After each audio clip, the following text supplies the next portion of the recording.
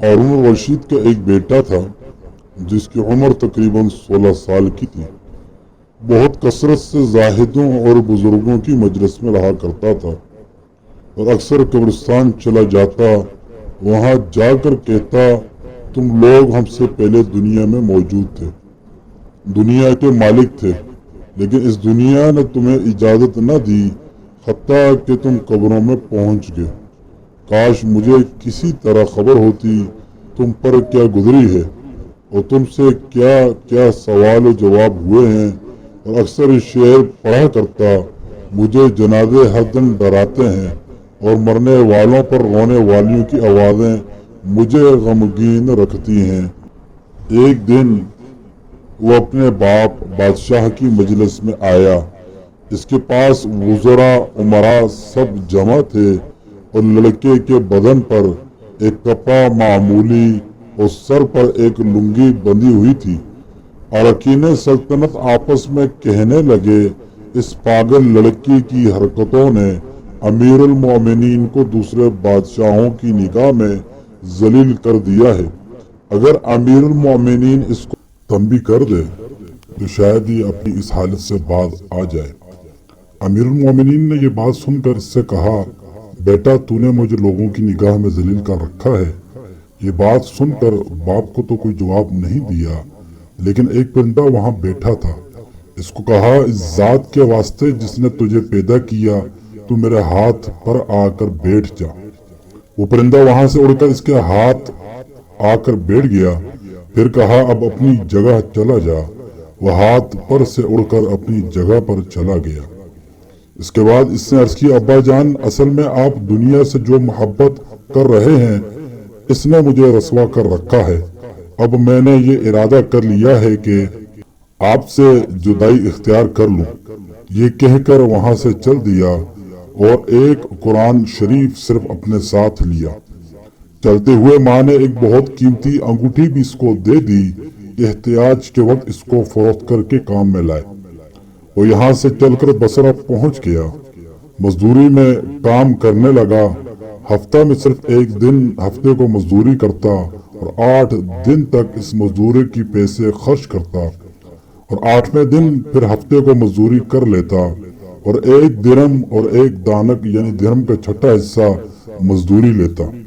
इससे कम या ज्यादा न लेता। 1 दानक रोजाना खर्च करता।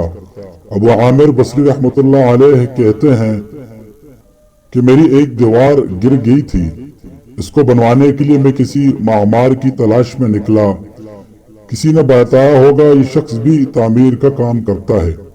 मैंने देखा निहायत खूबसूरत लड़का बैठा है, एक जंबील पास रखी है और कुरान शरीफ देखकर पढ़ रहा है। मैंने इससे पूछा, लड़के मजदूरी करोगे? कहने लगा, क्यों नहीं करेंगे, मजदूरी के लिए तो पैदा ही हुए हैं। आप बताएं क्या खिदमत मुझसे लेनी है? मैंने कहा, गारे मट्टी तामीर का काम लेना है। इसने कहा कि 1 दिरहम और 1 दानक मजदूरी होगी और नमाज के औकात में काम नहीं करूंगा। मुझे नमाज के लिए जाना होगा। मैंने इसकी दोनों शर्तें मंजूर कर ली, उसको लाकर काम पर लगा दिया। मगरिब के वक्त जब मैंने देखा तो इसने 10 आदमियों के बकदर काम किया। मैंने इसको मजदूरी में 2 दिरहम दिए। इसने शर्त से जायद लेने से इनकार कर दिया और 1 दिरहम और 1 दानक लेकर चला गया। दूसरे दिन फिर इसी की तलाश में निकला। वो मुझे कहीं नहीं मिला। मैंने लोगों से तहकीक की कि ऐसी ऐसी सूरत का एक लड़का मजदूरी करता है, किसी को मालूम है वो कहाँ मिलेगा? लोगों ने बताया वो सिर्फ हफ्ते के दिन मजदूरी करता है, इससे पहले तुम्हें कहीं नहीं मिलेगा। मुझे इस के काम को देखकर ऐसी रगबत हुई कि मैंने 8 दिन तक तामीर बंद कर दी और हफ्ते के दिन इसकी तलाश में निकला। इसी तरह बेटा कुरान शरीफ पढ़ता हुआ मिला। मैंने सलाम किया, मजदूरी करने को पूछा। इसने वही पहली 2 शर्तें बयान की। मैंने मंजूर कर ली। वो मेरे साथ आकर काम में लग गया। मुझे इस पे हैरत हो रही थी कि पिछले हफ्ता के दिन को इसने अकेले 10 आदमियों का काम किस तरह कर लिया। इसलिए मैंने इसी तरह छुप कर कि वो मुझे न देखे इसका काम करने का तरीका देखा تو یہ منظر دیکھا کہ وہ ہاتھ میں گارا لے کر دیوار پر ڈالتا ہے اور پتھر اپنے آپ ہی ایک دوسرے سے جڑتے چلے جاتے ہیں۔ مجھے یقین ہو گیا کہ یہ کوئی اللہ کا ولی ہے اور اللہ کے اولیاء کی غیب سے مدد ہوتی ہے۔ جب شام ہوئی تو میں نے اس کو 3 درہم دینا چاہے، لیکن اس نے انکار کر دیا۔ میں نے اتنے درہم کا کیا کروں گا اور 1 درہم اور 1 دانے کا لے کر چلا گیا۔ میں نے 1 ہفتہ پھر انتظار کیا اور تیسرے ہفتے کو میں پھر اس کی تلاش میں نکلا، مگر وہ مجھے نہ ملا۔ میں نے لوگوں سے تحقیق کی تو ایک شخص نے بتایا وہ 3 دن سے بیمار ہے، فلاں ویرانہ جنگل میں پڑا ہے۔ میں نے ایک شخص کو اجرت دے کر اس پر راضی کیا کہ وہ مجھے اس جنگل میں پہنچا دے۔ وہ مجھے ساتھ لے کر اس جنگل ویران میں پہنچا تو میں نے دیکھا کہ وہ بے ہوش پڑا ہے، آدھی اینٹ کا ٹکڑا سر کے نیچے رکھا ہوا ہے۔ میں نے اس کو سلام کیا، اس نے جواب نہ دیا۔ میں نے دوسری مرتبہ سلام کیا تو اس نے آنکھ کھولی اور مجھے پہچان لیا۔ میں نے جلدی سے اس کا سر اینٹ پر سے اٹھا کر اپنی گود میں رکھ لیا۔ اس نے سر ہٹا لیا اور کہا، میرے دوست، دنیا کی نعمتوں سے دھوکے میں نہ پڑ، عمر ختم ہوتی جا رہی ہے اور نعمتیں سب ختم ہو جائیں گی۔ جب تو کوئی جنازہ لے کر قبرستان میں جائے تو یہ سوچتا رہا کر کہ تیرا بھی ایک دن اسی طرح جنازہ اٹھایا جائے گا۔ اس کے بعد اس نے مجھ سے کہا، ابو عامر، جب میری روح نکل جائے تو مجھے نہلا کر میرے اسی کپڑے میں مجھے کفن دے دینا۔ میں نے کہا، میرے محبوب، اس میں کیا حرج ہے کہ میں تیرے کفن کے لیے نئے کپڑے لے آؤں؟ اس نے جواب دیا کہ نئے کپڑوں کے لیے زندہ لوگ زیادہ مستحق ہیں۔ یہ جواب حضرت ابو بکر صدیق رضی اللہ تعالیٰ عنہ کا جواب ہے۔ انہوں نے بھی اپنے وصال کے وقت یہی فرمائش کی تھی کہ میری انہی چادروں میں کفن دے دینا۔ جب ان سے نئے کپڑے کی اجازت چاہی گئی تو انہوں نے یہی جواب دیا تھا۔ لڑکے نے کہا، کفن تو پرانا ہو یا نیا، بہرحال بوسیدہ ہو جائے گا۔ آدمی کے ساتھ تو صرف اس کا عمل ہی رہتا ہے، اور یہ میری لنگی اور لوٹا قبر کھودنے والے کو مزدوری میں دے دینا، اور یہ انگوٹھی اور قرآن شریف ہارون رشید تک پہنچا دینا۔ اس کا خیال رکھنا، خود انہی کے ہاتھ میں دینا اور یہ کہہ کر دینا کہ ایک پردیسی لڑکی کی یہ میرے پاس امانت ہے، وہ آپ سے یہ کہہ کے گیا ہے کہ ایسا نہ ہو کہ اسی غفلت اور دھوکے کی حالت میں آپ کی موت آ جائے۔ یہ کہہ کر اس کی روح نکل گئی۔ اس وقت مجھے معلوم ہوا یہ لڑکا شہزادہ تھا۔ اس کے انتقال کے بعد اس کی وصیت کے موافق میں نے اس کو دفن کر دیا۔ دونوں چیزیں گورکھن کو دے دی۔ قرآن پاک اور انگوٹھی لے کر بغداد پہنچا۔ وہ قصر شاہی کے قریب پہنچا تو بادشاہ کی سواری نکل رہی تھی۔ ایک اونچی جگہ کھڑا ہو گیا۔ اول ایک بہت بڑا لشکر نکلا جس میں تقریباً 1000 گھوڑے سوار تھے۔ اسی طرح ایک کے بعد دیگر 10 لشکر نکلے۔ 10ویں جتھے میں خود امیر المومنین بھی تھے۔ میں نے زور سے آواز دے کر کہا، اے امیر المومنین، آپ کو حضور اقدس کی قرابت داری کا واسطہ ذرا سا توقف کر لیجئے۔ میری آواز پر انہوں نے مجھے دیکھا تو میں نے جلدی سے آگے بڑھ کر کہا کہ میرے پاس ایک پردیسی لڑکے کی یہ امانت ہے جس نے مجھے یہ وصیت کی تھی کہ یہ دونوں چیزیں آپ تک پہنچا دوں۔ بادشاہ نے ان کو دیکھ کر پہچان لیا۔ تھوڑی دیر سر جھکایا، ان کی آنکھوں میں آنسو جاری ہو گیا اور ایک دربان سے کہا، اس آدمی کو اپنے پاس رکھو، جب میں واپسی پہ بلاؤں تو میرے پاس پہنچا دینا۔ جب ہارون رشید باہر سے مکان پر واپسی پر پہنچے تو محل کے پردے گرا کر دربان سے فرمایا، اس شخص کو بلا کر لاؤ، اگرچہ وہ میرا غم تازہ ہی کرے گا۔ دربان میرے پاس آیا اور کہنے لگا کہ امیر المؤمنین نے بلایا ہے، اس کا خیال رکھنا، امیر پر بہت صدمے کا اثر ہے۔ اگر تم 10 باتیں کرنا چاہتے ہو تو 5 ہی پر اکتفا کرنا۔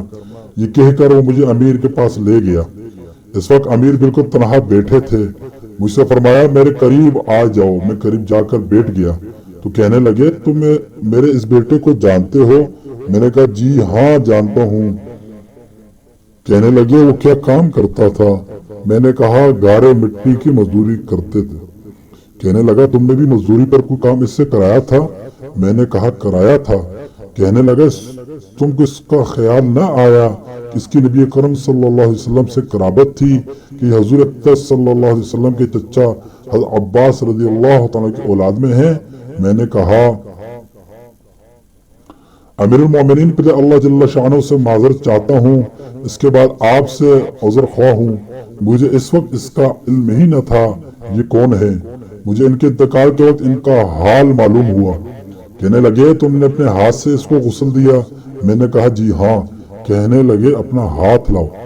میرا ہاتھ لے کر اپنے سینے پہ رکھ دیا اور چند شعر پڑھے جن کا ترجمہ یہ ہے: اے وہ مسافر جس پر میرا دل پگھل رہا ہے اور میری آنکھیں اس پر آنسو بہا رہی ہیں، اے وہ شخص جس کا مکان قبر دور ہے لیکن اس کا غم میرے قریب، بے شک موت ہر اچھے سے اچھے عیش کو مقدر کر دیتی ہے۔ مسافر ایک چاند کا ٹکڑا تھا، یعنی اس کا چہرہ جو خالص چاندنی کی ٹہنی پر تھا، یعنی اس کے بدن پر، پس چاند کا ٹکڑا بھی قبر میں پہنچ گیا اور چاندی کی ٹہنی بھی قبر میں پہنچ گئی۔ اس کے بعد ہارون الرشید نے بصرہ اس کی قبر پر جانے کا ارادہ کیا۔ ابو عامر ساتھ تھے۔ اس کی قبر پر پہنچ کے ہارون الرشید نے چند شعر پڑھے جن کا ترجمہ یہ ہے: اے وہ مسافر جو اپنے سفر سے کبھی بھی نہ لوٹے گا، موت نے کم عمری کے زمانے میں اس کو جلدی سے اچک لیا۔ اے میری آنکھوں کی ٹھنڈک، تو میرے لیے انس و دل کا چین تھا۔ لمبی راتوں میں بھی اور مختصر راتوں میں بھی تو نے موت کا وہ پیالہ پیا ہے جس کا عنقریب تیرا بوڑھا باپ بڑھاپے کی حالت میں پیے گا، بلکہ دنیا کا ہر آدمی اس کو پیے گا، چاہے وہ جنگل کا رہنے والا ہو یا شہر کا رہنے والا ہو۔ اور سب تعریفیں اسی وحدہ لا شریک کے لیے، اس کی لکھی ہوئی تقدیر کے یہ کرشمے ہیں۔